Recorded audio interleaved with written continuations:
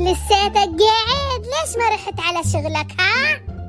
اسمعي، انا ما ودي اروح على الشغل، وبعدين خلص انتي وحدة مش نافعة، انا لازم اتجوز عليك، خلص انا قرفتك. والله هذا يلي طلع معك هذا اللي شاطرين فيه، بس بدكم تتجوزوا. انتوا اصلا زلام مش حافظين بكل الحياة غير 5. الرجال قوامين على النساء، مثنى وثلاث ورباع، إن كيدهن عظيم، للذكر مثل حظ الأنثيين. النساء ناقصات عقل ودين، هذول باصمينهم بصم. انت يا سبع البرمبة بتخجل تحكيلي كلمة حلوة قدام ولادك، بس تضربني وتقتلني وتسبني قدامهم؟ معلش، انا ما بقدر اقول لك سر من اسرار عيلتي، لاني اعرف انك يوم من الايام راح تصير تعايرني. بتخجل تقلي بحبك، بس بتقول قدام الجميع اني بكرهها. بتتفاخر وانتوا اتجوزتوا على نسوانكم، بس الامانة اللي عندكم بتقولوا عنها تفاهة. هذه تفاهة عندكم، تفاهة انتم محافظتوا عليها. اصلا انتوا زلام مثل ما انتوا حافظين 5 ناسين 5.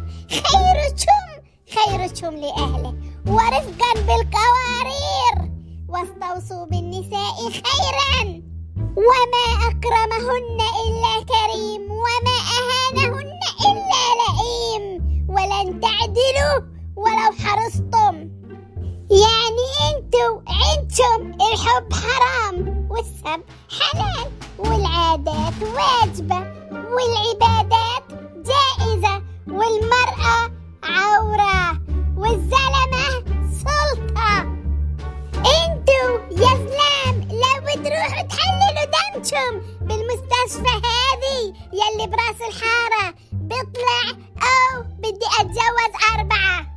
ولك خلص اسكتي.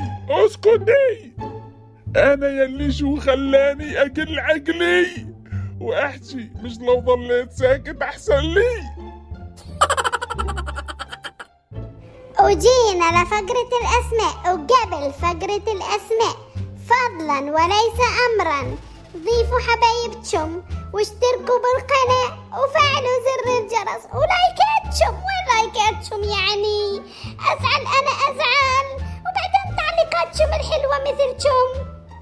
والأسماء لهذا اليوم: قمر، ولينا، ولين، منورات كثير، ومنى ريتك تقبريني إلهي ما أحلى اسمك.